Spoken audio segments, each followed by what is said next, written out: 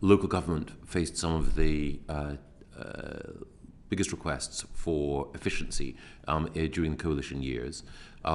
Then, in the last spending review, there was a good settlement for local government, but as you quite rightly point out, local government faces inflationary pressures. The biggest pressure that local government faces, certainly upper tier local authorities, is with respect to social care, adult social care in particular, but also children's services as well.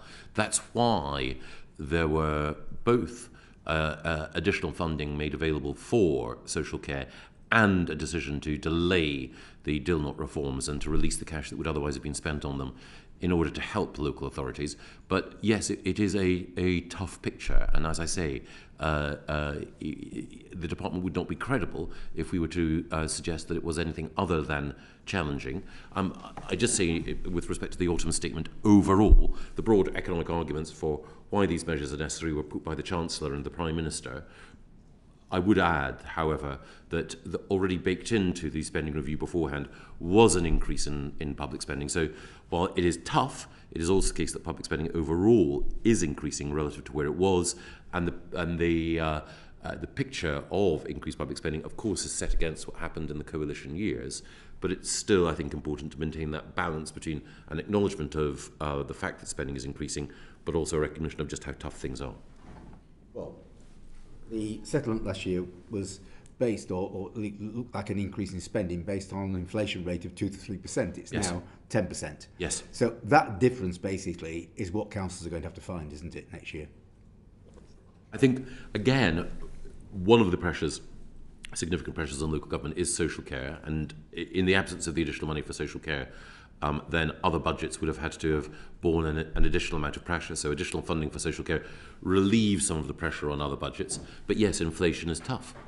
Yes, I think the Local Government Association analysis when they came to see us was the £3.5 billion next year, £2.5 billion this year for inflation. That was on top of the social care gap. Yes.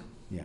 So the warning, I think the LGA described this as an existential situation for local government, the threats they were facing. And certainly a number of councils are beginning to say, we've used reserves, we can't carry on using them. At some point we're going to run out of money. Have you got an early warning system to identify when councils get into that situation? Yes, but it's imperfect. As this committee knows, the way in which local government is audited overall and the way in which we can get a sort of central picture of the finances of local government is imperfect. That's one of the reasons why I think that we do need to have improved central scrutiny, not control, but scrutiny of local government's budgetary positions. We know that sometimes, I'm not denying for a moment the difficulties that local government faces, sometimes those difficulties can be exacerbated by decisions that some councils have made, for example, on borrowing. And whether it's Croydon or Spelthorne or others, Slough, again as a conspicuous example, there are local leaders who have used the freedoms that exist in a way that, with the benefit of hindsight, they should not have done. Getting a better and more transparent picture is important. But on your question, what I and the department seek to do is to stay in touch with local authority chief executives and leaders in order to get a sense of where the shoe is pinching tightest and what we can do to help. Can you say currently how many councils are flagging up that they might next year be getting into Section 114 territory? I don't know at the moment, but I could come back to the committee with as detailed a picture as I can share of those councils that are in real difficulty, yes. You mentioned quite reasonably that some councils may have done things that have exacerbated their position, taken a punt on some investments that haven't exactly materialised in the right way. On the other hand, I mean, there are councils now, aren't there, like Hampshire and Kent, my own city of Sheffield, which has used its reserves prudently over a number of years, who are now getting to the point where they're saying, at some point, we won't have the reserves there to balance the books. Completely. And again, the thing I would say is that the reason I mention those outlying local authorities is just to make the point that we need to improve scrutiny overall. Yeah. Kent has faced particular challenges recently in the last 12 months as a result of other factors. So I'm very sensitive to the concerns that Roger Gove and others have raised. I hope that it will be the case that the additional funding for social care will help, and that the alarm bells that Roger Gove and others were ringing last week, while they're not muffled, I think the level of alarm may be slightly lower than it was, but obviously I haven't had the chance to talk to Roger since the autumn statement. It's possible the alarm may have been put back a year, but it's still there. I understand, yes. Yes. You were talking, I think, quite reasonably about oversight at national level of what's happening to councils through the audit process. That sounds a bit like the role of the Audit Commission, doesn't it? Well, I think that there were several problems with the Audit Commission which led my predecessor Eric Pickles to think that we needed a reset. And in a sense what the Audit Commission was doing was more than just marking homework, it was also directing local authorities in particular ways. That was certainly the feeling at the time, that it had grown beyond simply an audit function to a supervisory and directional function as well. But I do think that there are both issues with local government audit overall, and I think that it would help us all to have, and I said a little bit about this when I was speaking to the LGA, a unit, a body or an organisation that could provide us, all of us, with a better sense of where local government was working well and was efficient and we could learn from, but it could also flash up problems at an earlier stage. So I wouldn't like to think of it as a son or daughter of the Audit Commission, but I would like to think of it as a body, an office for local government that could do some of the work that all of us recognise is now perhaps more urgent than ever. So not son or daughter, but maybe a second cousin. Right, okay. But a body which can pick up from auditors who are auditing individual authorities and pull together. To my mind, the most important thing is that it should be there to make sure that we have the data to make meaningful judgments. It should not be there to try to hand out badges. It should be there to furnish us with data for meaningful comparisons. Thank you for that. Can I move on to look at... Oh, Kate, sorry, you want to come in, Kate? Sorry, I missed... Just very quickly. Yes. I'm just rather concerned. I'm not sure the government is recognising the crisis that's actually in local government. I mean, we've been screaming for 10 years about the cuts. And the feeling is that the government's passing the buck rather than the box. And the additional council tax for adult social care is just another burden on council taxpayers, without, I feel, the government recognising just how difficult the situation is for many councils. Yes, no, I think it's entirely fair. I think the situation is difficult for so many. The situation is difficult for individual council taxpayers. The situation is difficult for local government. The situation is difficult for different aspects of public service because of the inflationary pressures of which we're all aware. So I think for a moment that we're insensitive to those concerns. And I think also the point about council taxes, I think it is right that local government should have that additional flexibility, but I also think it's important that we continue to ensure that, as we have with social care funding, that central government plays its part through grant funding as well. But I would never want to try to be Pollyanna-ish about it. It is tough. Thank you. Hello, Secretary of State. You mentioned in one of the answers to the Chairman about more national oversight when local authorities have perhaps not acted in the best way going backwards in the past. You mentioned councils, local authorities like Spelthorne, Slough, and Eastleigh in my own constituency who were, I think, profligate in their borrowing. A few months ago, the department decided that it was going to start working with local authority leaders on trying to reduce that borrowing that they currently have and coming up with a plan. That programme has since gone silent. Can you update the committee on where we are on that, please? Yes, no, we absolutely are. So, as I say, there are escalating levels of support and or intervention. So there are some local authorities, Slough is the most conspicuous, where we've had to intervene, where financial and other questions have meant that commissioners have had to go in. There are other areas where commissioners have been deployed, like Liverpool, where there are financial problems, but also, structural problems in the management of the local authority. Overall, we don't want to be heavy-handed, but where there are conspicuous examples of councils which have gone awry and where people are being let down, then we must and should intervene. But what I'm keen to do is to get to a situation where everyone has a better understanding of what's going on, both financially and in terms of leadership. We can shine the light on good practice and hold it up to emulation. Local authorities that are not performing well will know that it will be difficult to hide that fact from council taxpayers, and then in extremis there should be that power to intervene. Well, one final point. I mean, something I think it concerns many people in local government. That's as council taxpayers are asked to pay more each year, but those people who don't receive social care, we'll come on to social care in a minute, but get their other services, their street sweeping, their bins emptied, grass cutting, libraries, bus services. What they're seeing each year is they're paying more and actually getting less. Do you think that's actually quite a threat to the basis of local democracy in our country? Well, I gently push back on it because I think that it is certainly the case, in my experience, that there is an acceptance that both adult social care and children's services do need that additional funding, and there's also a belief that when we're thinking about the most vulnerable in our society, that they should be our first call. I recognise that people do expect a good level of service delivery in the services that you described that they rely on.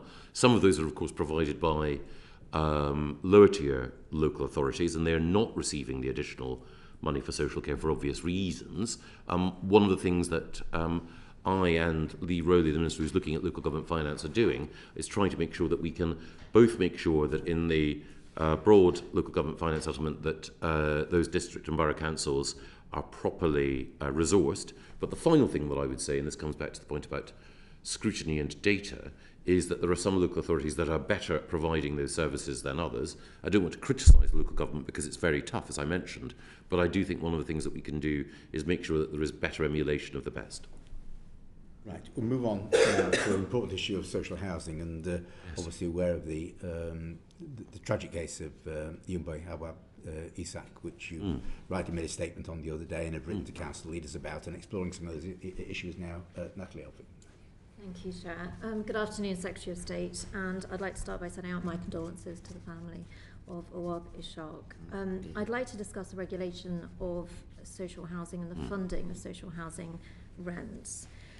When I was a child growing up in council housing in the 1970s, when I was helping in advice surgeries for Lambeth council tenants in the 1990s, I was dealing with many of the same physical issues that we've seen in this case, including mould, condensation, poor living conditions, leading to health problems, and an entire dependence on the responsibility and reaction of the landlord to solve these.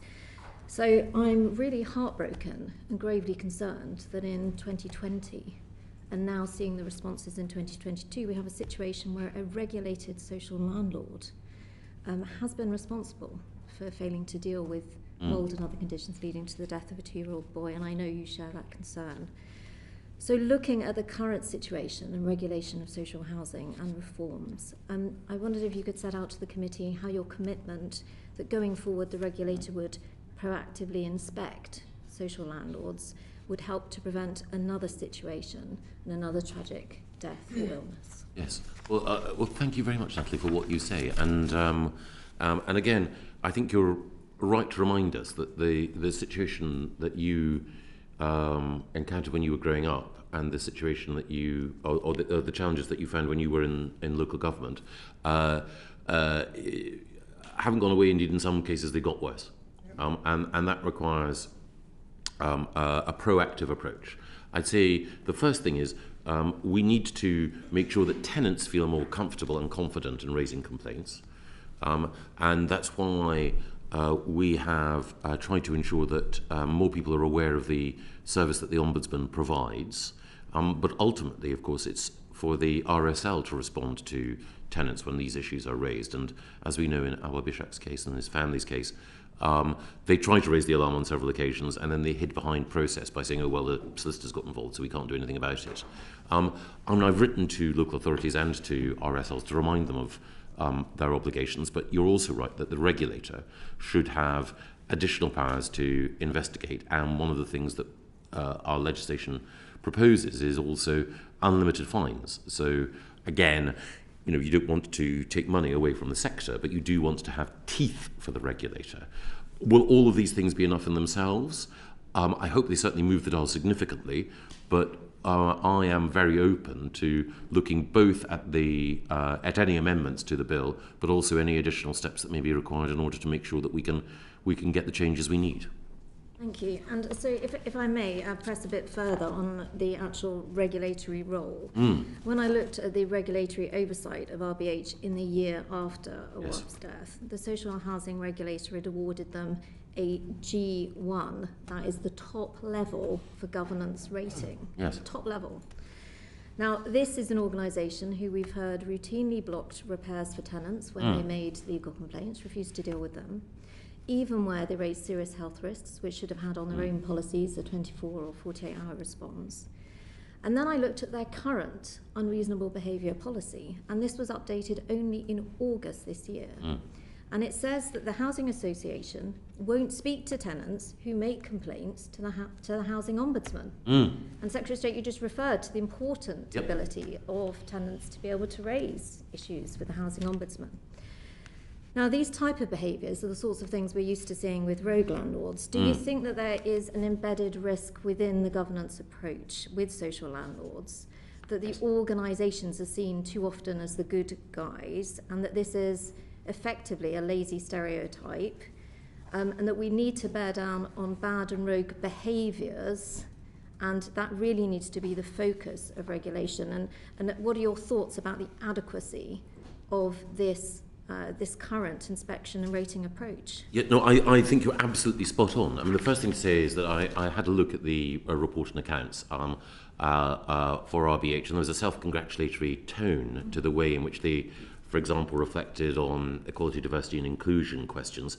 It seemed to me that that was wholly inappropriate when this report was published after the death of a child in horrendous circumstances. The second point that you make, which I think is absolutely spot on, is that it can sometimes be the case, linked to that the judgments that are made about effectiveness are made on the way in which certain boxes have been ticked, not the way in which tenants have actually been looked after. And then the third thing is the voice of tenants is the single most important factor in how well an RSL is doing. And far too often there has been defensive behaviour of the kind that you rightly draw attention to, where people will not respond because a solicitor's involved, or will not respond because the ombudsman's been involved. That's totally wrong, and we do need to change that. You're right as well that there are people who go into housing because they want to make life better for the communities that they believe in. So it's not a universal issue, but it is certainly the case, as in the private rented sector, that there are some people who are not doing right by tenants, and we do need to take appropriate steps in order to deal with that. And that takes me to, in a way, your final point as well, which is that even when in RBH's case they had all of these problems brought to their attention, the board still felt it was appropriate to keep the chief executive in place. And that seemed to me, you shouldn't blame just one individual, but ultimately the chief executive and the board should carry the can. And in the meetings that we had, both with the then chief executive and the chair, I wasn't convinced that they appreciated the scale of change that was required in order to serve people well in Rochdale. Would Secretary of State, would you accept in relation to that, though, that some of those behaviours, those absolutely bad, indeed rogue behaviours, were evidenced with other housing associations as well in terms of practice, and is action being taken to address that more broadly? Yes, and I wrote at the weekend to 6 of the housing associations which had most conspicuously let tenants down in order to reinforce the fact that this was unacceptable. And I think there are a range of things in play here. But I think that there's been, amongst some housing associations, an element of complacency, amongst others a desire to put the interests of the bureaucracy ahead of the interests of the tenant. And I think there's a final point as well, which is when we're thinking about governance, housing associations, quite rightly, were created as arms-length management organisations and so on.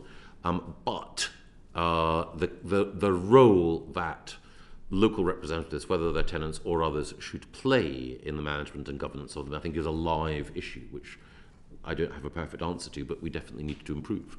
Thank you. And then finally, if I may turn to the question of funding. The autumn statement set this cap on rent increases for the social housing sector at 7%. I think that's more than many tenants would like, but less than many housing associations had asked for. Yes. And I wondered if we could just turn to the funding structure of social landlords. If I look at last year's global accounts for the sector, we saw an overall operating surplus, the profit of the housing associations at some £2.6 billion. If we look at social housing lettings turnovers themselves, that is exceeding £16 billion. The operating surplus for social housing lettings alone, so that's the profit from social housing lettings, was at some £4.6 billion. But the profit margin had increased to 28.4%.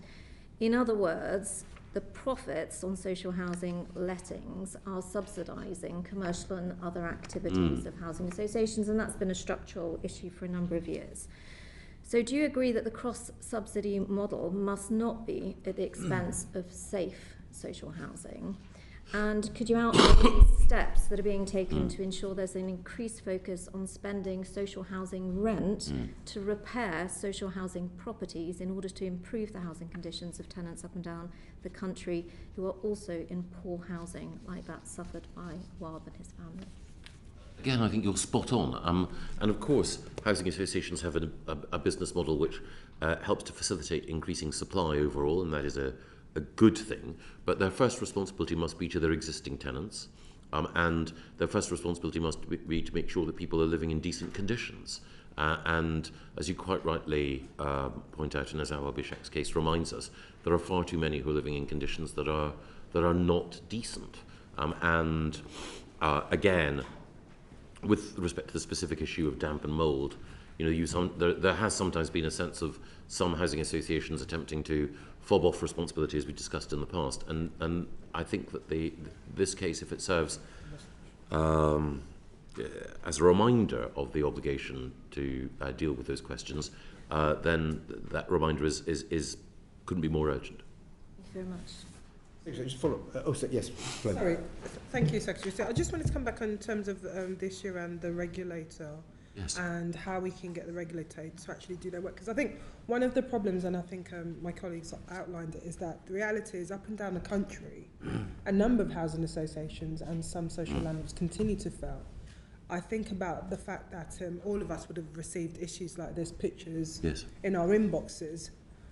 But in terms of, saying that you're going to measure systematic failure, what percentage of flats with mould would add up to that systematic failure? What more needs to be done to actually make sure that these social landlords take action? Because it's all good saying we want more tenants to come forward and get their voices heard. Many of them are fed up. Many of them are tired. Many of them continue to raise this with their councillors, with housing solicitors, with us as MPs, but nothing seems to change. Well, I can completely understand your frustration, and I think it shouldn't take a tragedy to foreground the concerns that you've expressed so clearly.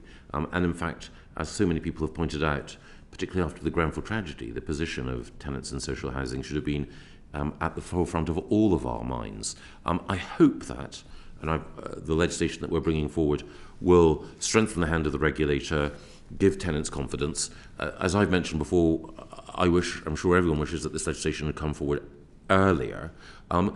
There's one other thing that I would say, which is that I think tenants have a right to expect from housing associations certain performance indicators, the speed with which complaints will be responded to, the speed with which problems will be addressed. Now, I recognise that there will be some housing associations that will have a housing stock that is older, that will have a revenue base that is smaller. I don't want to be unfair, but I do think that all of us together need to be clear about what the level of tenants' expectations are, and that's one of the things I'll be talking to housing associations about, making sure that those performance indicators and the expectations that tenants have can be clear.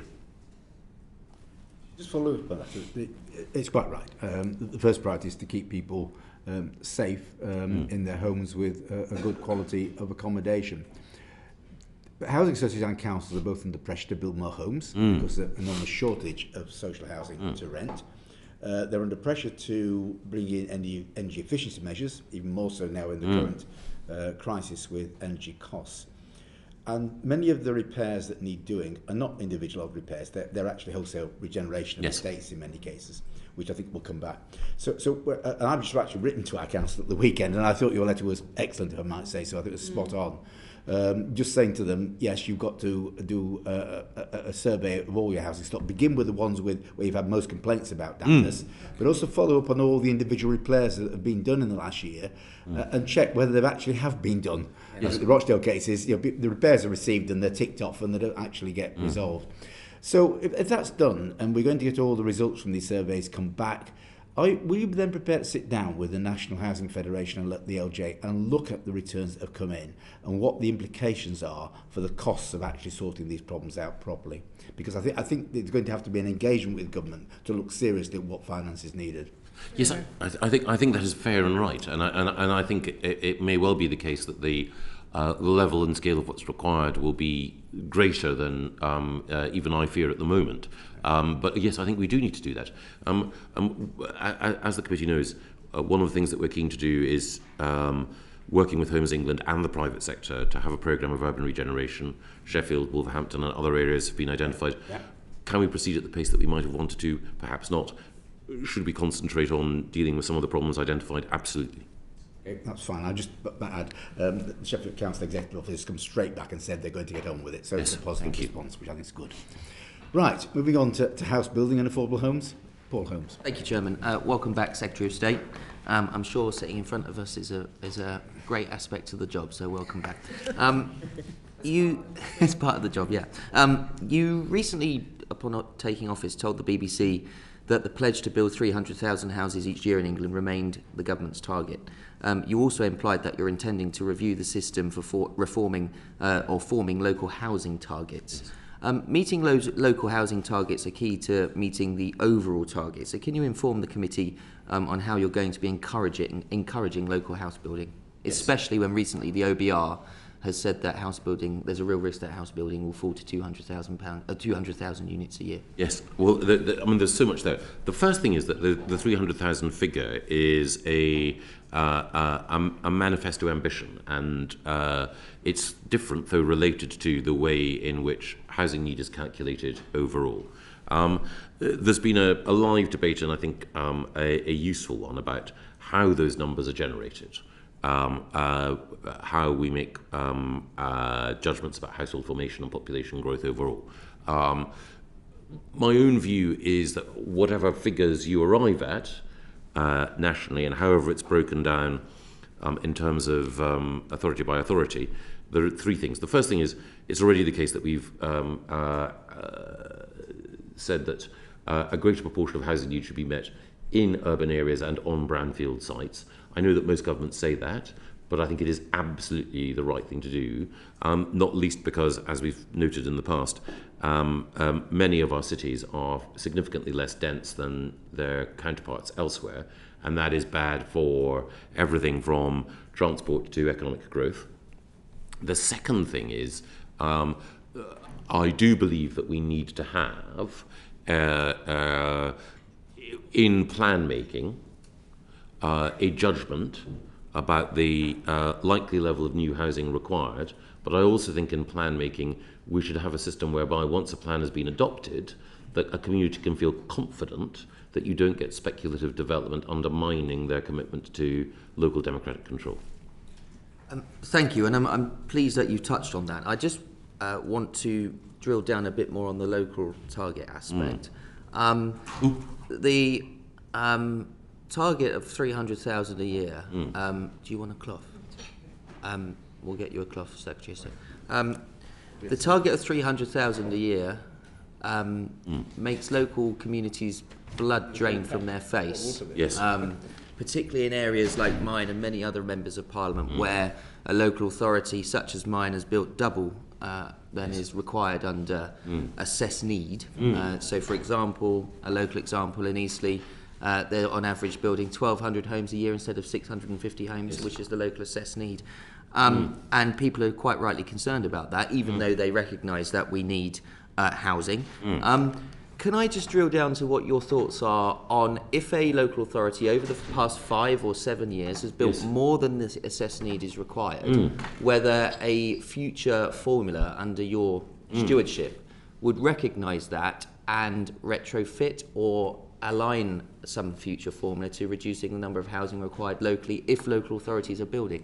Yes, that's what we propose to do. We're going to say a little bit more about how the MPPF can be reformed, but there are at least 2 things we want to do to acknowledge those authorities that have outperformed either expectations or requests or targets, and also to ensure that if there is a robust plan in place and a clear pipeline, that local authority is not subject to, is not held to be in breach of the 5-year land supply requirement.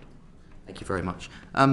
There's been reports that the threshold for providing affordable housing was to be increased. Your predecessor said that the government was keeping its options open and that there were compelling reasons why there has not previously been an increase. In relation to the difficult economic circumstances, how is the building of social and affordable housing to be maintained? Well, I think that Simon was exploring an important point. While he wanted it, like all of us do, to make sure that there was more affordable housing, he also wanted to make sure that there was more housing overall, and he was worried that the existing regime might unfairly impact small and medium-sized builders. So I think he was raising an important argument. I think there are 3 things. I think the first thing is, obviously, we need to look at the obligations on developers to make sure that they're proportionate. The second thing is we need to look at the move from reliance on Section 106 to the infrastructure levy, and whether or not that can help. And then the third thing is there is a role for government itself through the affordable, through the AHP programme, to make sure that we play our part in helping to ensure that there is affordable housing where it's required.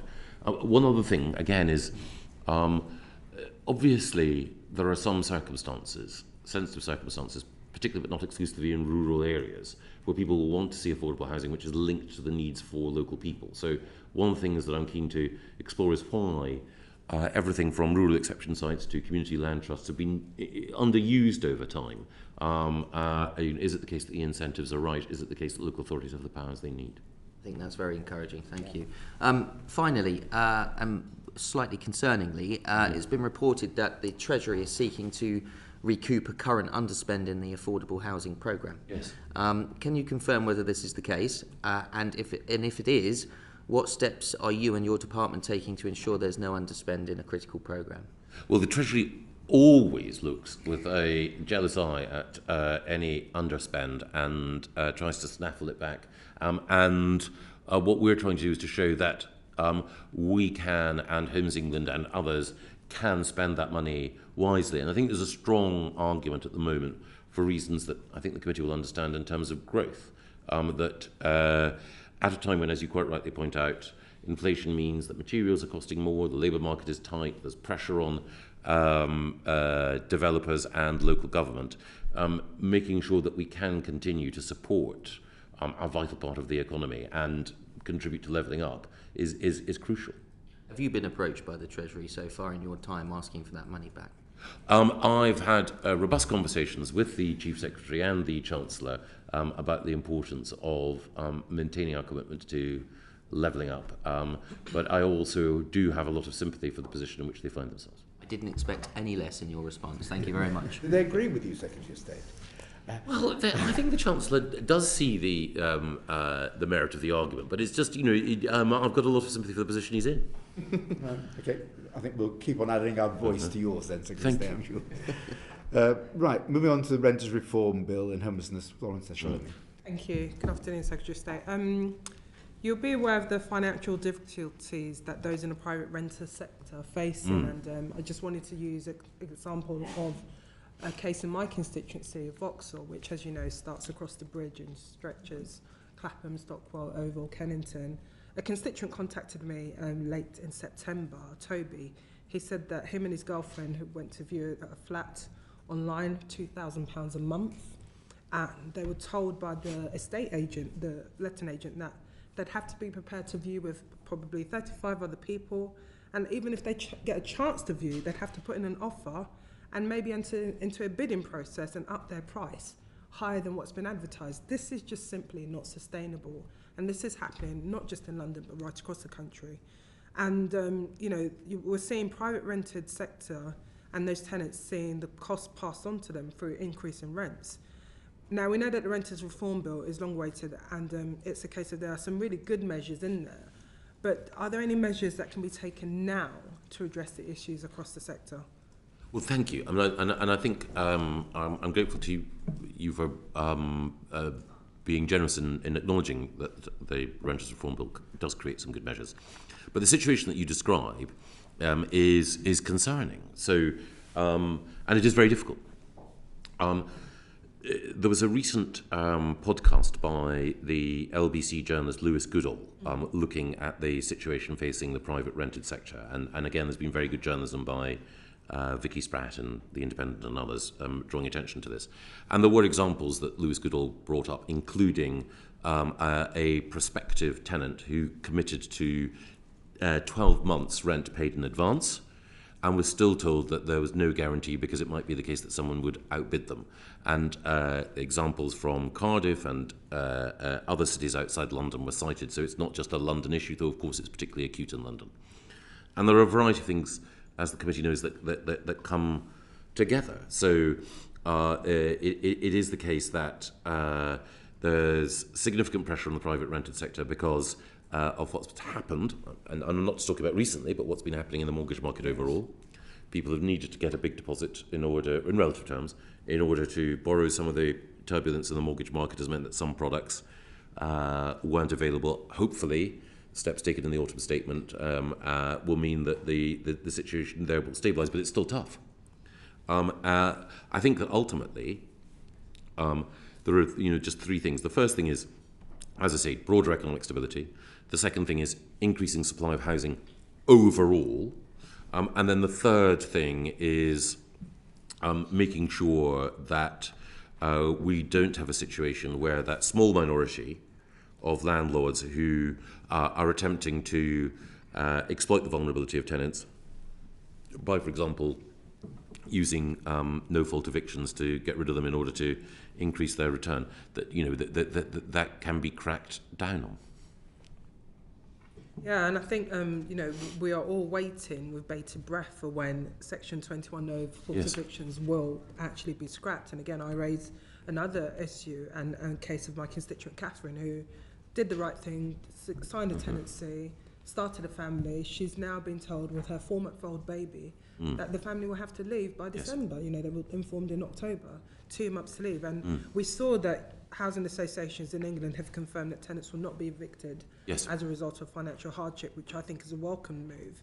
And yes, we know that the government have committed, even though we haven't seen it come forward yet, Secretary of State, to scrap no-fault evictions. Is there any merit in calling and trying to see temporary suspension of Section 21 eviction notices to give some comfort and reassurance to the millions, 4.4 million private tenants across the country who in many cases are facing real financial hardship? Yes, and obviously we took steps during the pandemic. I think it's the right thing to do. That we keep everything under review. The right thing to do, I think, is to legislate overall and to legislate in a way which is a genuinely balanced package. So I think one of the problems with Section 21, as you quite rightly point out, is that it can be used at relatively short notice, and it can lead to turbulence and unfairness, and sometimes on people in particularly vulnerable positions. The balancing argument, as the committee knows, is that there are those who, the overwhelming majority of people who are landlords, do a very, very good job, care for their tenants, want to make sure that their tenants feel safe and secure. But they also have concerns about a very small minority of tenants, some of whom behave in an antisocial way, some of whom are in arrears not because they're in poverty, but because they're trying to outfox, for want of a better word, the landlord. So the legislation that we're bringing forward, I think, has the support of many landlords, because it not only because the overwhelming majority don't want to use Section 21 good landlords, don't want to use it except in extremis, they get the comfort of knowing that even as that goes, that there are other measures that can help them deal with that tiny minority of antisocial or otherwise difficult tenants. So I think bringing forward a balanced package overall is the right thing to do. But in the meantime, it is very tough for the those in the private rented sector whom you quite rightly highlight. There's only one other thing that I would say, which is that we had a session with Homes England last week to look at the state of the housing market overall, which is obviously not great. But one of the things that is still an area where people are investing is in the build-to-rent sector. So it is the case that some of the major institutions are seeking to build more homes for rent, and by definition they're people who would, in most circumstances, want to make sure that what they were building was high quality and that the tenants who were in those homes had confidence for the future. But again, many of the homes that are being built in that area tend to be flats rather than family houses, and that is an issue. So maybe no help in the immediate future now then. The last thing I wanted to ask you about is around the government's commitment to ending rough sleeping. Obviously, Yes. that was a big manifesto commitment led by former Minister Eddie Hughes, who I think, again, did a really good job in highlighting that. And I think given the cost of living difficulties and the big potential of people being homeless, and, I should declare an interest as the co-chair of the APPG Ending Homelessness with Bob Blackman. I don't think the government are actually going to make this commitment, are they, Secretary of State? Well, it's a big worry. And I thank you again for everything you said about Eddie. I think that he did a fantastic job. He's a great guy. There are particular difficulties that we're facing as a result of the cost of living, inflation, more families being hit hard, facing the risk of being rendered homeless, and on top of that, we have challenges because of the situation in Ukraine and the people who've arrived here, who we have opened our doors to, but there are a proportion of them who have found themselves for a variety of reasons in temporary accommodation or homeless. There is pressure in these areas, which means that the good progress that Eddie has made isn't likely to be sustained in the next few months, and it is very much in my colleague Felicity Buchan's mind to look at every step that we can take in order to deal with the increased pressure that local government will face dealing with homelessness. Do you think that the government will deliver on that commitment, Secretary of State? Well, I hope so, but again, it's a bit like when I was asked about the 300,000 commitment. I'm not saying that it's the wrong thing to aim for. It's just that we're in a world where a number of very important policy aims and ambitions that we have become more difficult to deliver. So I don't want to, what's the word? Try to trumpet that it's all going fine, because it's not. Thank you. Okay. We mentioned already the important issue of adult social care, and let's come on and look at that in more detail. Mohammed Yassin. Thank you, Chair, and welcome, Secretary of State. In his last speech before he resigned Prime Minister, as Prime Minister, the former Prime Minister Boris Johnson said he had fixed social care. Do you agree with this statement? Well, we were on the verge of fixing it, and I think it wasn't fixed, as he said. Well, I think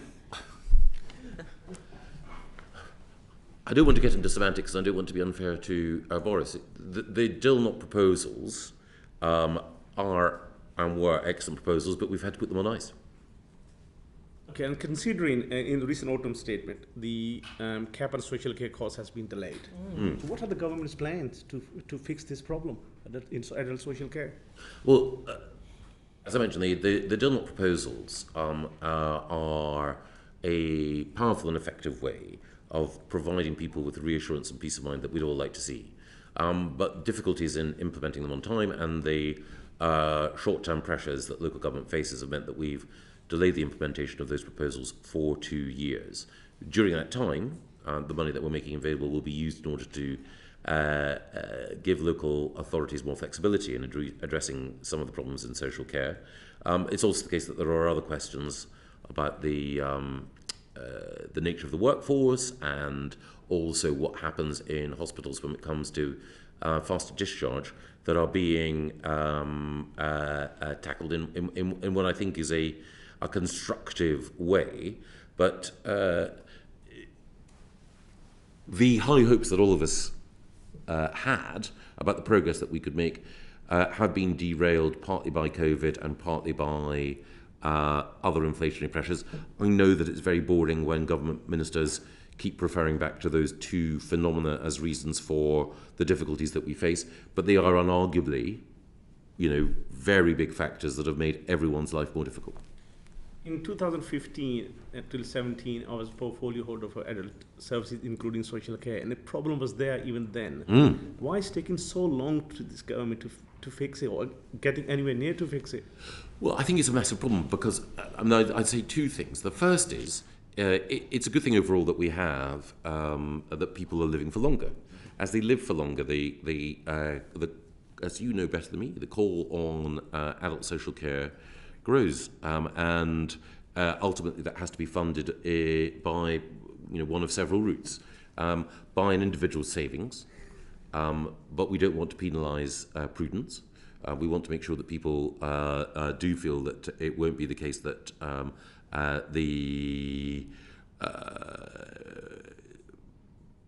infirmities that some people will face will mean that their savings will go, whereas the illnesses that other people face will mean that their savings won't. That's basic inequity that we sought to address.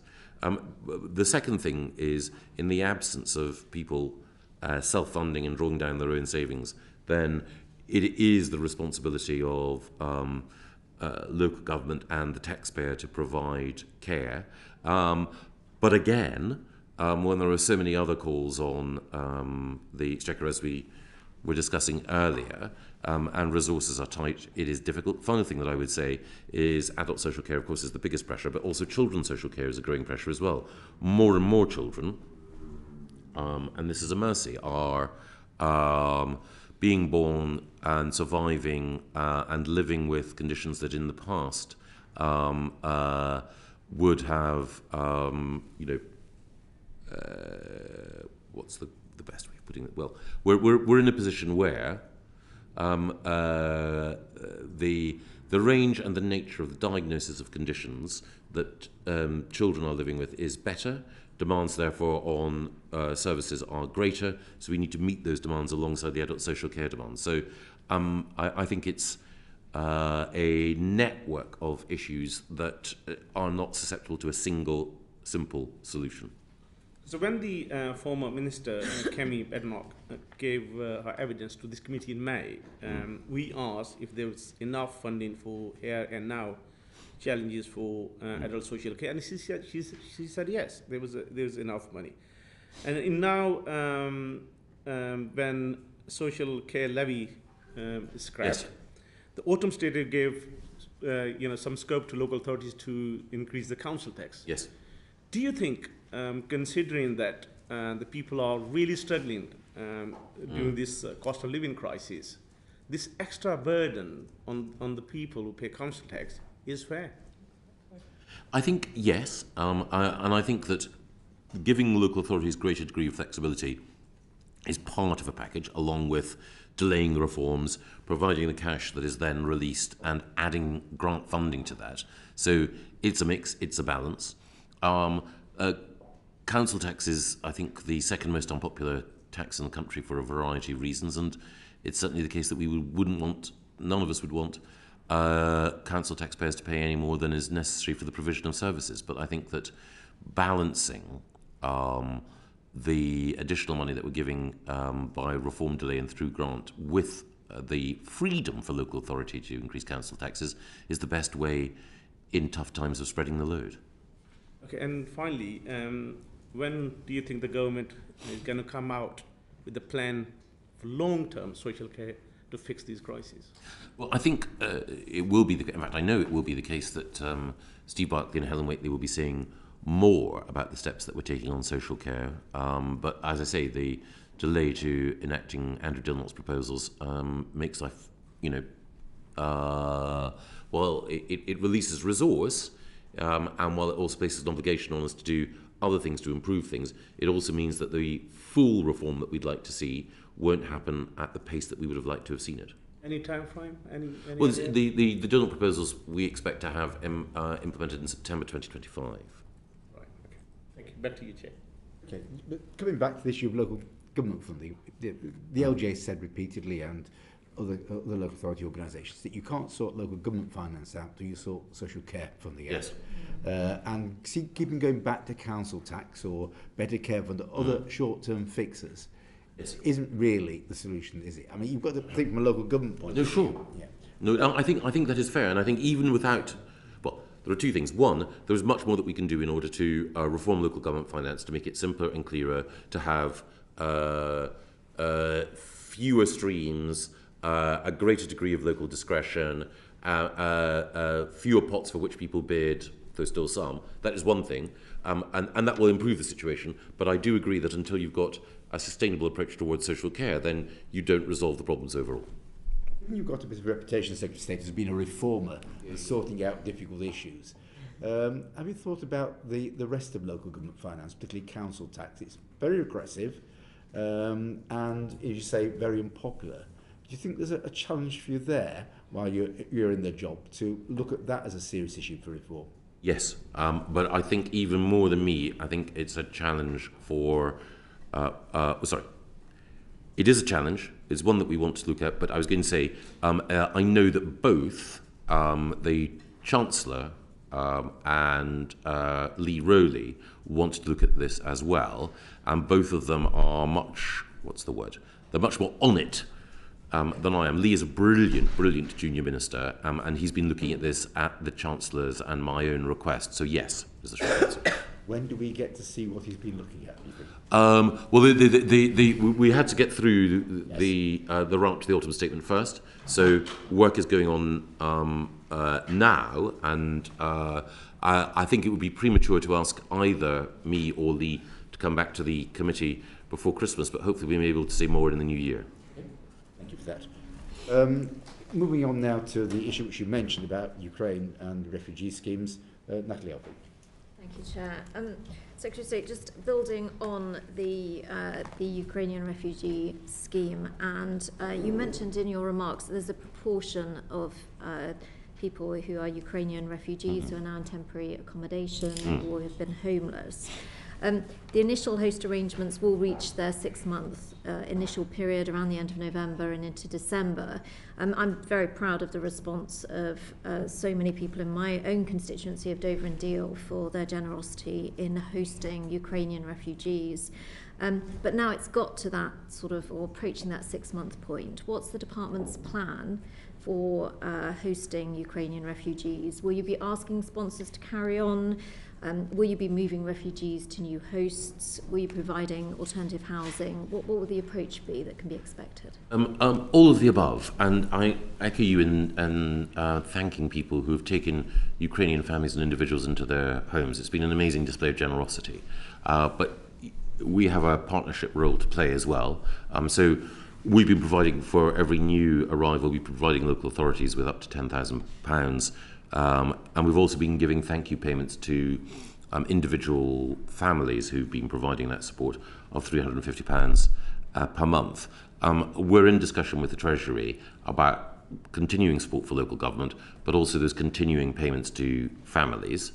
It is the case that already a tranche of Ukrainians who come here have moved out of the family arrangements, out of the sponsorship arrangements, into the private rented sector or elsewhere. A tranche are in employment and contributing to our economy. It's also the case that there are some people who've offered to act as sponsors who are now playing a role in welcoming Ukrainian families into their home from other homes as a 6-month sponsorship arrangement ends. But I hope that we'll be able to say more in the next week or two about our approach towards those payments. and also our approach towards two other things as well, which would help.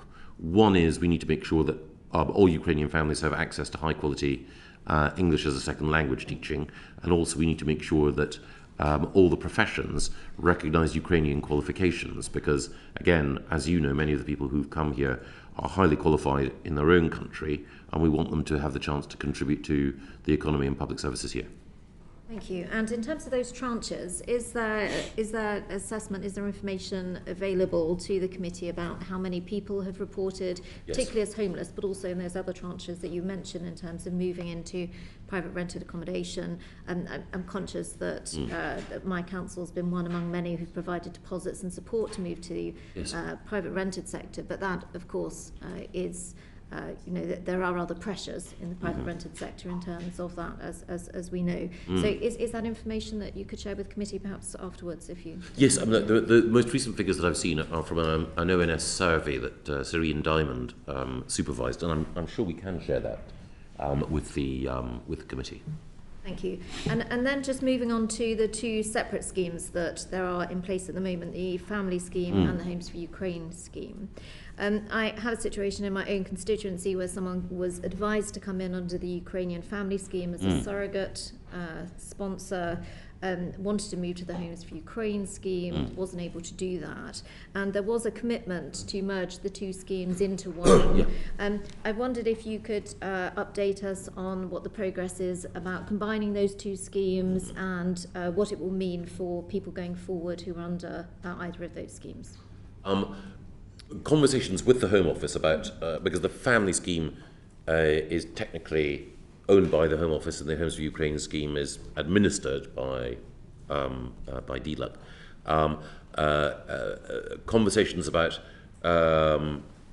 bringing them more closely together are also part of the conversations with the Treasury and others about future funding. So, as I say, hopefully we can come to agreement with other government departments, I'm sure we can, about what the way forward will be and make an announcement, I say, in the next couple of weeks.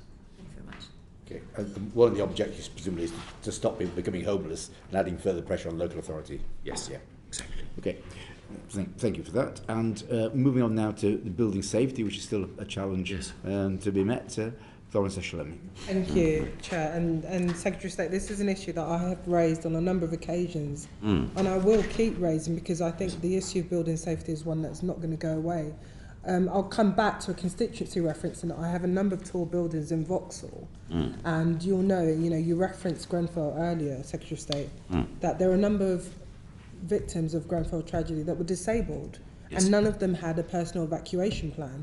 I'm contacted on an almost daily basis by constituents highlighting that the lift has been broken. And if there was a fire, none of those people would be able to get out safely. And the fact that the government reneged on its commitments to introduce a personal evacuation plan in high-rise properties, but instead went into a series of consultations upon consultations. And I know that you may not be able to answer this because obviously there's the judicial review coming forward next month. What is the rationale for the government not introducing that and consistently failing disabled people who live in high-rise buildings? Yes. Well, I have a lot of sympathy with the concerns that you raised. This sounds like sort of bureaucratic backpacking, but let me try and answer as comprehensively as I can. The responsibility for policy in this area lies with the Home Office, because, of course, the Home Office is the department that deals with fire and rescue services overall. One of the challenges there is the view of some professionals about what the correct and most proportionate approach might be to dealing with the safe evacuation of people living with disabilities. I'm not a professional in this area, so I have to listen with respect to what people in that area say. But I do have to say that I am of the view that we do need to recognise that the inquiry was pretty clear about what was required in this space. And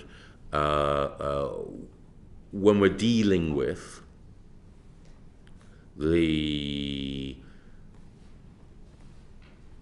set of challenges that we face with buildings in this country, the fact that there are many buildings in this country that have just one central staircase rather than two, the age of the buildings and so on, my own view is that we should deliberately set out to provide people living with disabilities that they have absolute assurance that we've done everything possible in order to ensure that plans for their safe evacuation are in place. And again, looking at one of the the key things from the Grenfell tragedy is that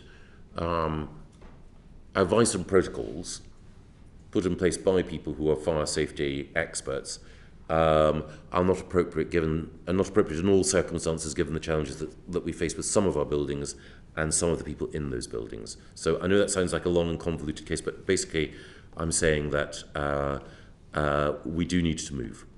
I hope so, because the fact that we've got PEEPs that are already mandatory in the workplace, I'm not sure why there seems to be this different delay in terms of looking at the issue of PEEPs in high-rise buildings. Another issue I wanted to come to is around the issue of building safety cost remediation, and the fact that so many leaseholders are now seeing some of the unintended consequences in the waterfall approach that was introduced earlier. So obviously we're hearing issues around delays due to leaseholders not having the liability and access to funds. We're also hearing that leaseholders are paying huge amounts of sums in legal fees, and some are having to take court action. What other did you foresee any of these unintended consequences, and essentially how are you and your department going to work to address them? I would be more than happy to look into specific examples from your constituency and from others of people who found that the system isn't working. Again, the whole waterfall approach was intended to, first of all, look to see if the developer can, then to look to see if the freeholder can, then only in extremis, and with a cap, rely on leaseholders. But again, any scheme, however well-intentioned, however carefully designed, it may well be the case in its application that we discover that there are individuals and groups of people who are not protected by it. So please do let me know, because I hope I've said to the committee that this is not a perfect solution, but just the best that we can at this stage. There's a similar situation with Help to Buy owners who have found that their flats are now unsafe. So again, they're not able to redeem their loans. They're facing huge costs. A number of them feel trapped because they can't move. Yes. They can't remortgage, and again, they're seeing big increases on their loans. Yes. Is that an area that you're able to look into as well? We shall. Yes. Great. Then lastly, one of the last things, and another area which I think has been raised a number of times by people caught up in the building safety issue, but yet no meaningful solution has come forward, around the fact that building insurance premiums have just been skyrocketing, and people have been lumbered with extortionate rates through no fault of their own. And the FCA's review was basically to say that, yes, they've seen that the premiums are unfair, but they haven't actually been able to come forward with anything to address that. What's your message to leaseholders who are having to face these really punitive premiums? Yes, you're absolutely right. I think the FCA's findings are concerning, and I'll be talking to, and Minister Rowley will be talking to insurers in the next few weeks in order to try to make sure that the FCA's recommendations for change by Feb of next year are taken up, and that people aren't facing premia that are totally out of kilter with the real danger or risk that they face or will be facing in the future. I'll leave it there, Chair. Okay, thanks, Ray.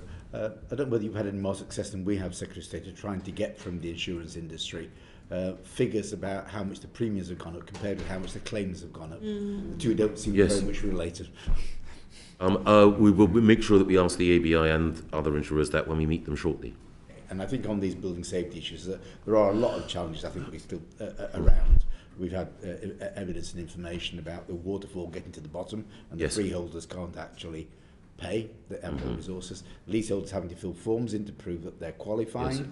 The Managing Agents Association said that 70% of these forms are filled in wrongly. Quite a lot of challenges, and around the social housing sector, which hasn't had much resource at all. I think it might be helpful if we have the relevant minister probably after Christmas to come and talk about these issues in more detail, and we can probably write to yourself and the minister in the meantime with a list of the issues that we'd like to discuss. Yes. Okay, moving on to levelling up. It's in the name of the department, so clearly a priority. Kate Holland. Thank you, Chair, and I'm pleased it's actually this member that now has that position, because we know that we've always expressed a number of concerns on it. We have had commitment from yourself in the past to bring forward a programme that would be better understandable.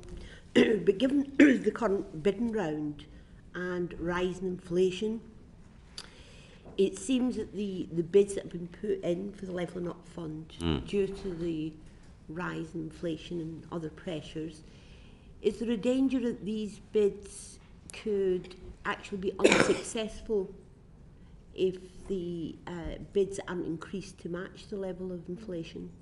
Well, one of the things that we'll be looking at as we assess all of the bids in round 2 for the Levelling Up Fund is what the impact of inflation is on deliverability. So ministers set out some sort of key guiding principles about what we consider to be the important, overall criteria that the funds should meet, and one of them is deliverability. And then officials go through those bids, rank them, score them appropriately, and then present them to us for approval. So I think it is the case, undoubtedly, that there would have been people who might have been entertaining Levelling Up Fund bids a wee while back, and the impact of inflation will be real, and that's something that we will have to take into account. So are you suggesting that a number of bids will actually be unsuccessful because inflation has put them beyond being deliverable? If it is the case that a bid was put forward and there were heroic assumptions about its deliverability, and they're not, justified by the overall economic condition, then we will be advised that that is so. But that doesn't mean that community or that bid is never going to be satisfied, because there will be, at the moment, the plan is another round of Levelling Up Fund bidding after this round. So to take a case in point, if it were the case that in Blackburn or anywhere else there was a Levelling Up Fund bid that was seeking to achieve outcome X, but the deliverability of it was not clear, then we could, at the end of the process, say, we're sorry that you haven't won this time, but we do think that there is lots of merit in what you are seeking to achieve. Here's some advice, pointers and suggestions as to how the bid might be improved for the next round. So my understanding from what you're saying is that though we recognise inflation's sort of gone through the roof, and bids were based on circumstances at that time, so are you saying that when these bids are looked at, because they're no longer deliverable because of the levels of inflation, the pot won't be increased to meet that plan? Well, there's 4 point, over £4 billion, which has been dedicated to the Levelling Up Fund, and that will be, those sums will be allocated, but again,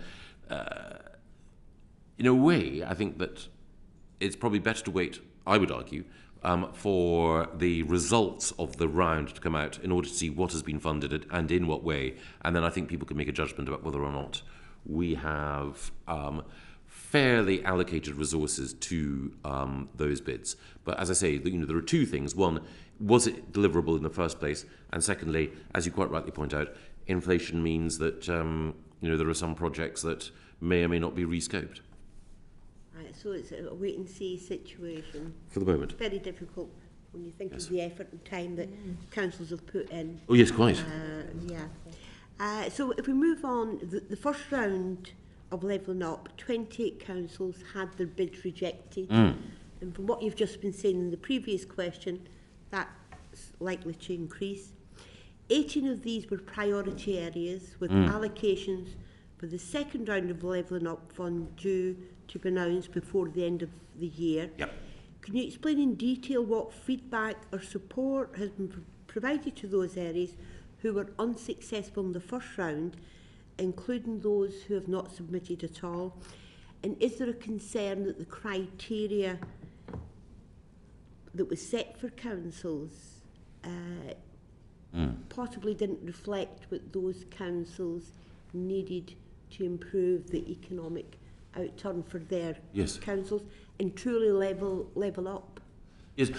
I think there is a very fair point there, which is that sometimes some of those local authorities that are most deserving of support are sometimes those local authorities that may not have the capacity to ensure that their bid is of the highest quality. And so it has been the case that the department has been seeking to work with local authorities in order to ensure that those who are potential beneficiaries can get the feedback required in order to ensure that they're in the best possible position to secure the funding they deserve. So there has been engagement. I mean, I'm pleased to hear that, because speaking to a number of councils, there's various pots of money available, which is very difficult. Yes. And councils have put a lot of effort in, and as I said, there's various pots with different criteria and different targets. Would it be easier for councils, more cost effective, I suppose, to amalgamate the funds, make it clearer on funds for a single pot? And could that pot be set as a formula based on need rather than who's got the best expertise to actually write a bid?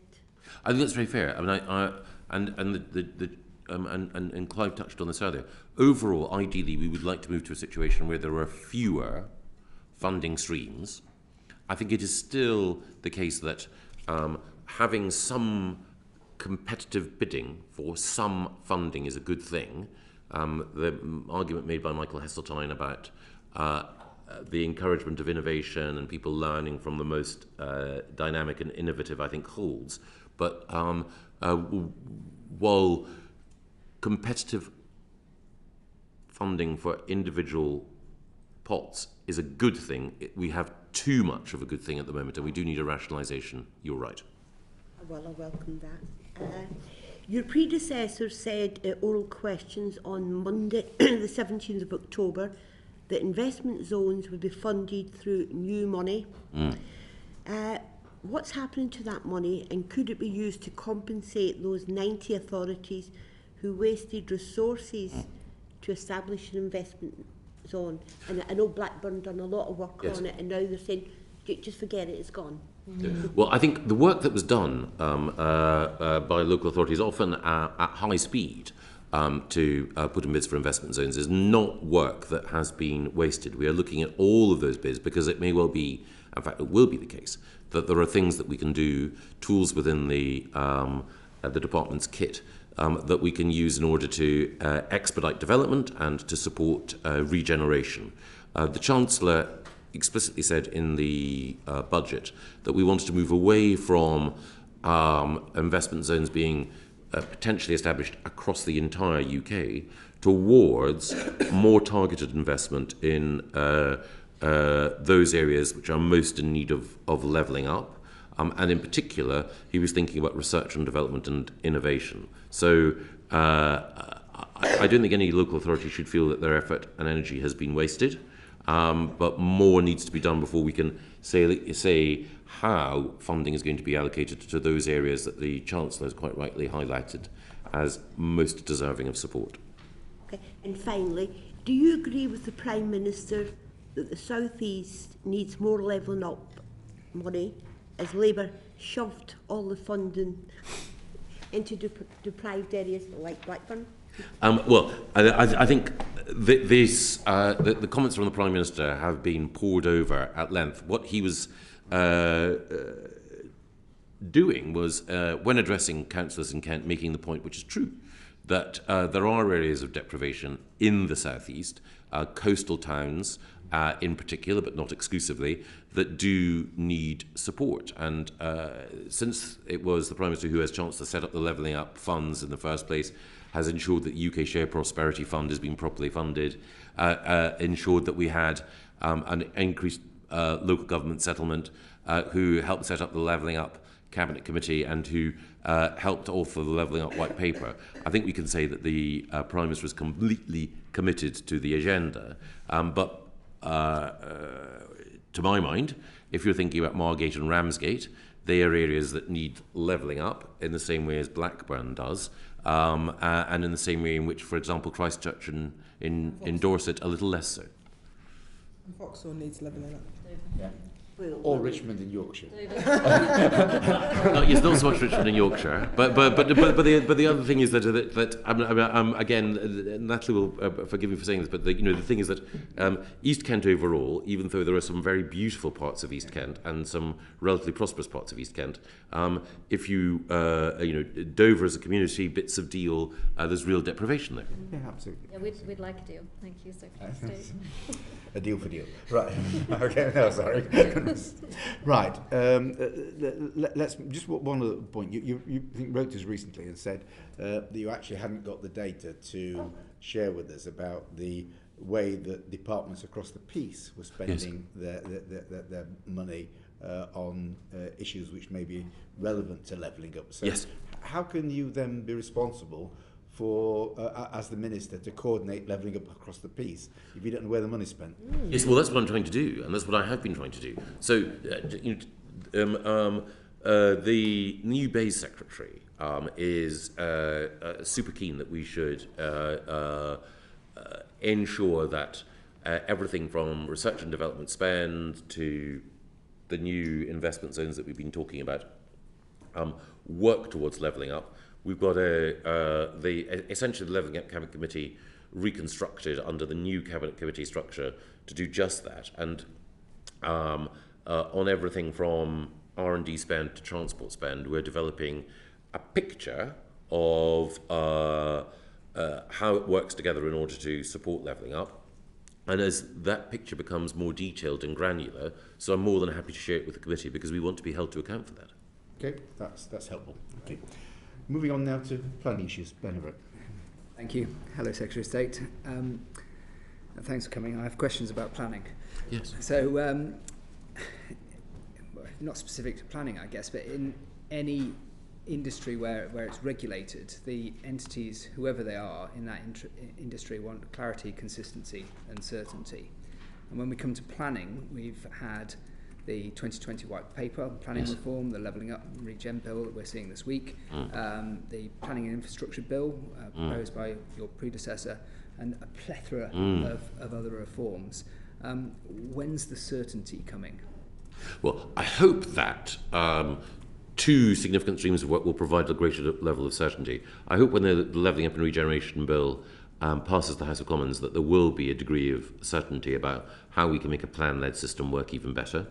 The second thing is when it comes to major infrastructure projects, I think one of the things that we need to do there across government is to update the national policy statements, provide people with a degree of confidence that the planning process for these major investments will be predictable. I completely understand why, when Liz was PM, there was the thought that an infrastructure bill would be a means of sort of forcing the pace. I think it's probably the case that if we can update national policy statements and do some other stuff in that area, we can provide people with the dependability that they need in order to invest. We're rowing back a bit from the infrastructure bill. Yes.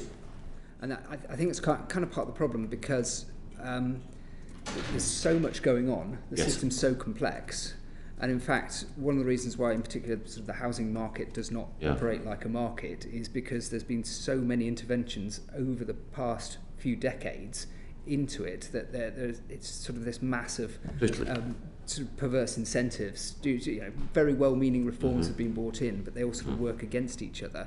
And right now we're in a situation where obviously infrastructure bill is taking a bit of a backseat now, as you've just said, but there's the speculation about increase to range of development to permitted development. Yes. There's the statutory requirements on biodiversity net gain, which yes. are, again, rumours that they're going to be modified or abandoned.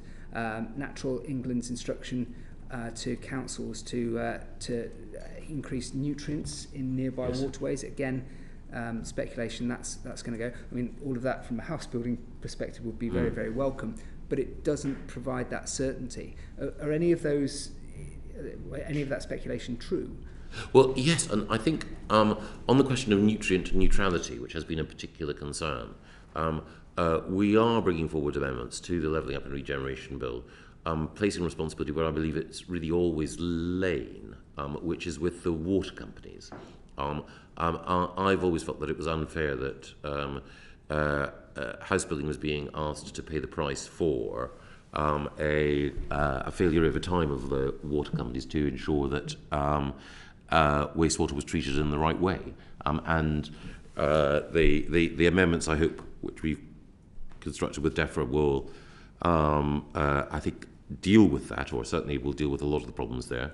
On biodiversity net gain, I think that is a very good principle, and I was reassured when I was talking in my constituency on Friday to Surrey Wildlife Trust that they are working well with developers in order to implement biodiversity net gain.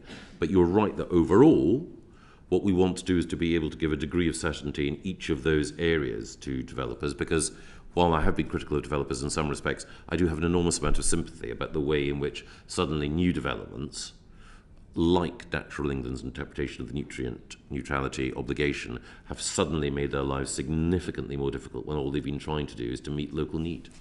Well, and obviously everybody understands that Natural England are coming at it for good reasons. Yeah, no, totally.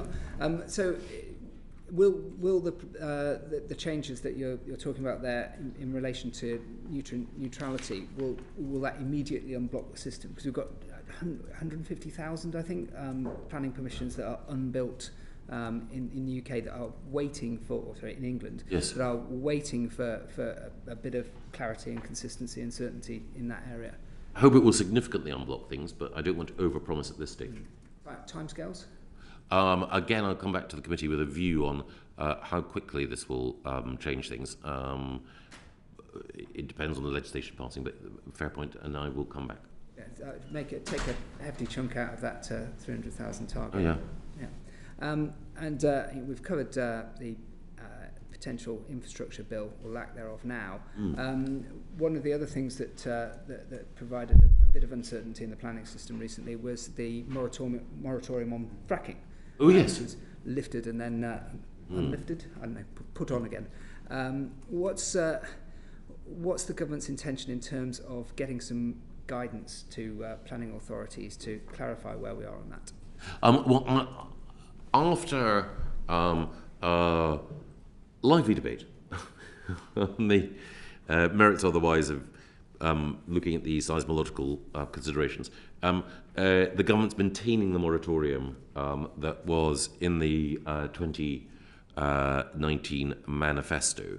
And I know that there are some people who are disappointed, but I think on the whole that's probably the right position for us.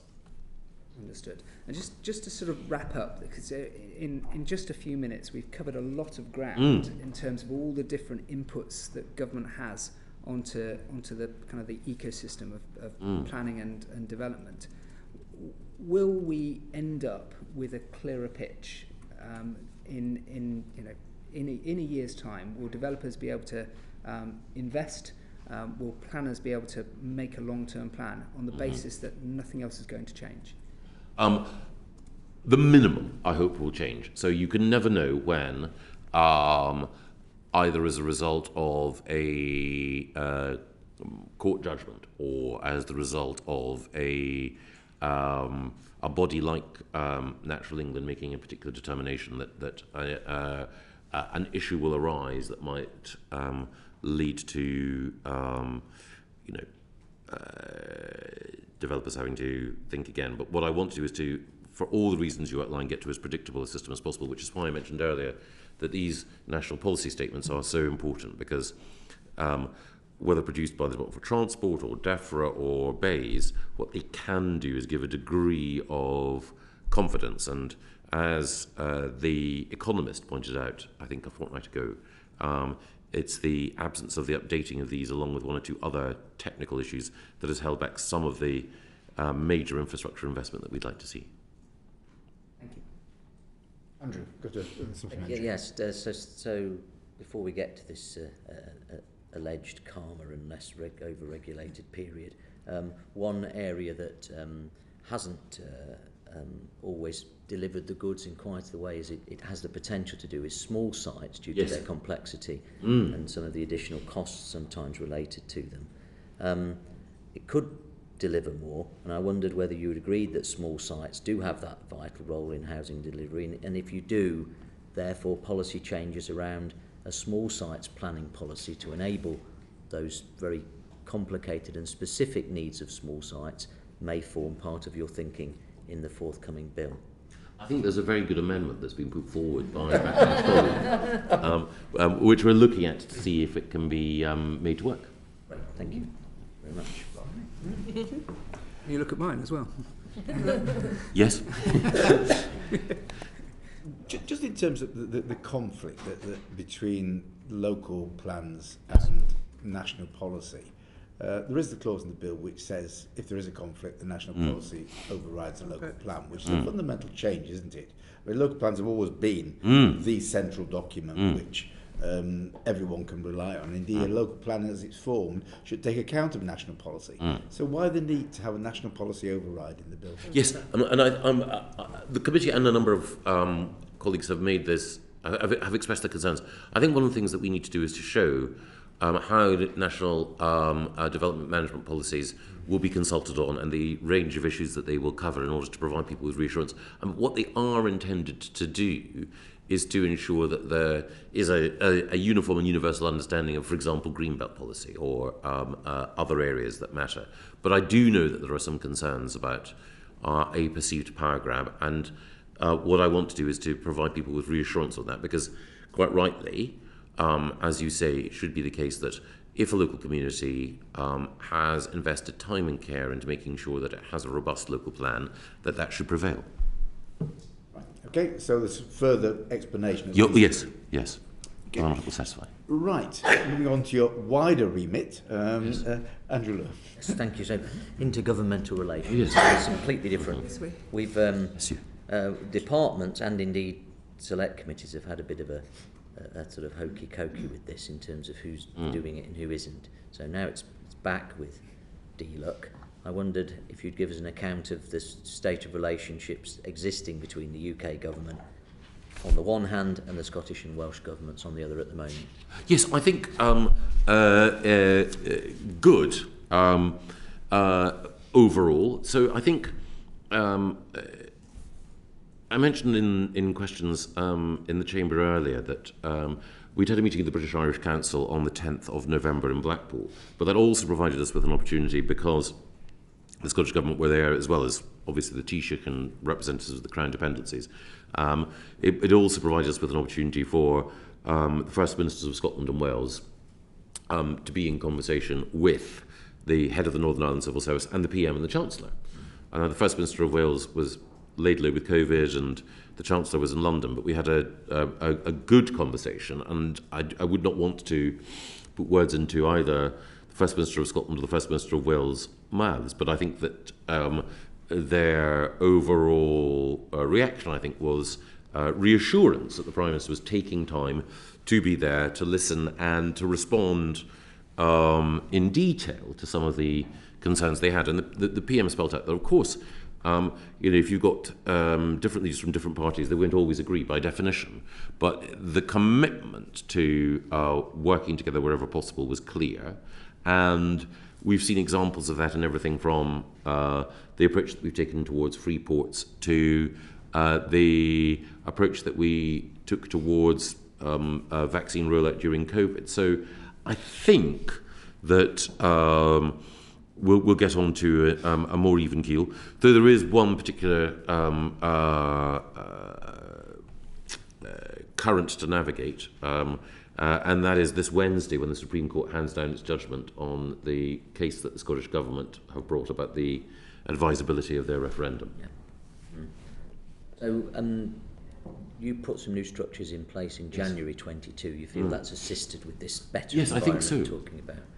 And how often do you think the ministers of devolved administration should meet? And is your understanding of how often that should happen the same as theirs, or is there some difference of opinion over frequency of meetings? I think there can sometimes be difference of opinion over frequency and also difference of opinion over seniority as well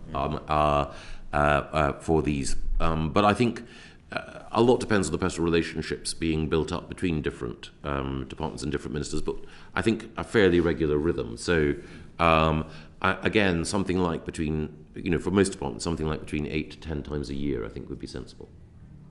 As you'll know, there's always sort of slight overlaps between department responsibilities and select committees. But now that we're back and you're back with these sort of broader responsibilities, as well as the very intense detail we've gone into on the more what I call conventional set of responsibilities, that potentially involves not only this select committee but Public Administration and Constitutional Affairs, Northern Irish Affairs Committee, Scottish Affairs Committee, and the Welsh Affairs Committee.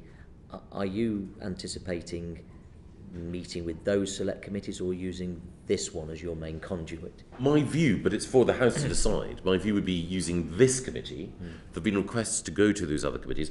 In the past, I know it has sometimes been the case that an individual select committee has invited chairs of other select committees to join it for questioning in the areas where there is that overlap.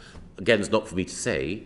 I regard my obligation being to this select committee preeminently, but if this committee were to say that they wanted to have a detailed element of questioning and to bring in either the chair of the Scottish Affairs or the Welsh Affairs Select Committee or the chair of PACAC, then I would entirely understand that as well. The other thing is that I have appeared in front of select committees of the Welsh Assembly and the Senate and the Scottish Parliament, and from time to time would do so again if it was appropriate.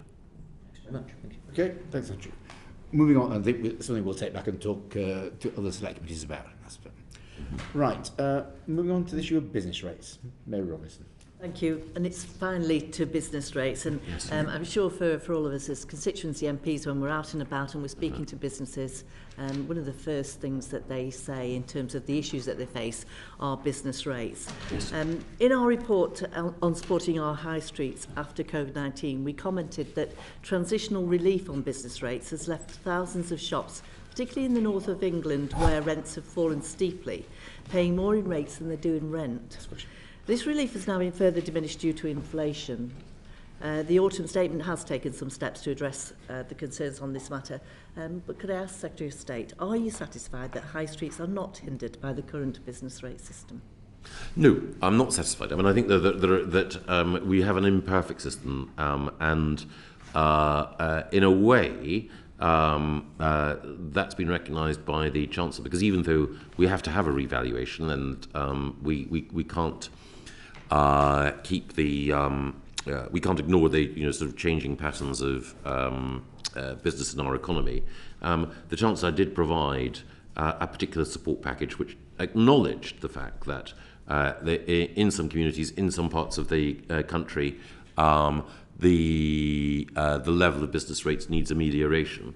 And then taking a couple of steps back, and I don't think there'll be time to change it significantly in this Parliament, but I do think we need to look at the whole way in which business rates work for the reasons that you mentioned, because healthy and thriving high streets, as the committee knows, are at the heart of successful communities, and business rates, particularly for retail, but not exclusively for retail, are a problem, or have been a problem. What sort of timescale could we look at then for this? Because on so many occasions we've discussed reforming business rates and the new system, etc. It keeps being knocked back, and perhaps we're not getting something coming forward which is going to really change things. Is this on the agenda to have a real root and branch reform? Yes, and it's something, again, I touched on with the Treasury in the run-up to the autumn statement, and which I know that Lee, Rowley and others have thoughts on. But I wouldn't want, again, to raise too much hope of dramatic change at the moment, because, again, in the broader context of the autumn statement, broad revaluation within its specific support for retail in particular, but for others affected, and that gives us a little bit of time to look at what we need to do. But I think that there's unlikely to be any significant change felt on the ground before the next manifesto in the next election. Is there any likelihood that, because there's transitional relief, yes, but it's impacted by inflation, and we know that it's looking quite high at the moment, yes, and may not have been fully taken into account. Is this going to be something that will be looked at again? But yes, overall, the £13.6 billion has been made available, part of which is transitional relief in order to help businesses most effective. And of course, as we know, retail, hospitality and leisure have had the percentage relief increased because of their exposure to a particular set of challenges, and B, their importance to the high street. But yes, I think that is something that we do need to keep under review. Mary. Just on the issue of business rates, Secretary of State, so I met with a group of South Bank Employers Group, landowners, businesses, universities in and around the South Bank in my constituency, and the key thing, one of the issues that came up was business rates, yes, and the fact that over the years it's just been another layer of tax burden that they're having to see, and we saw that again during the pandemic. The government offered the business rate relief. Yes. For myself and a number of London constituencies, that didn't touch any of those businesses because their rateable value was much higher than the threshold.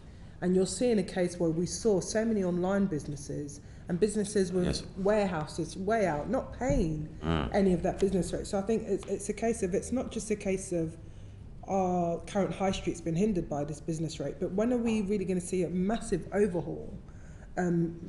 Issues around looking at revaluations every so often, making sure that businesses that are using empty properties are also paying their fair share. Yes. The business rates model is totally outdated. It's not fit for purpose. Would you not agree? I have a lot of sympathy for your view. Yes.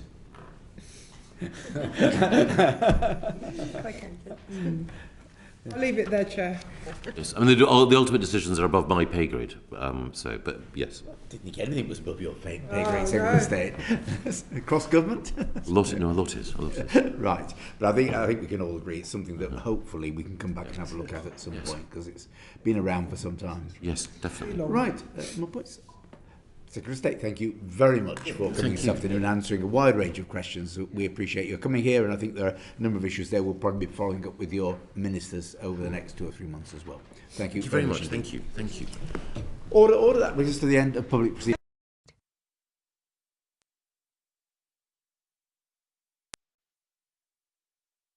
The proceeding has ended.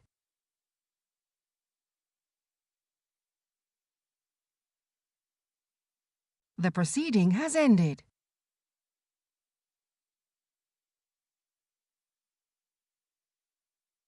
The proceeding has ended.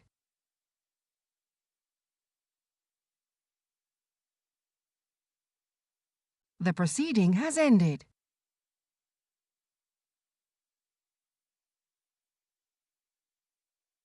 The proceeding has ended.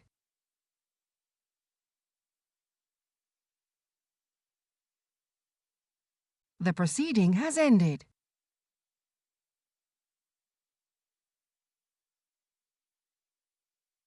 The proceeding has ended.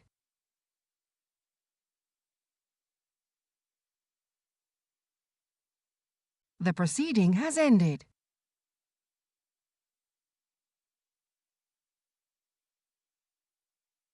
The proceeding has ended.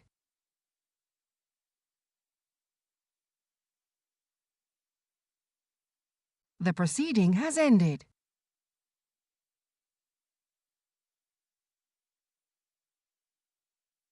The proceeding has ended.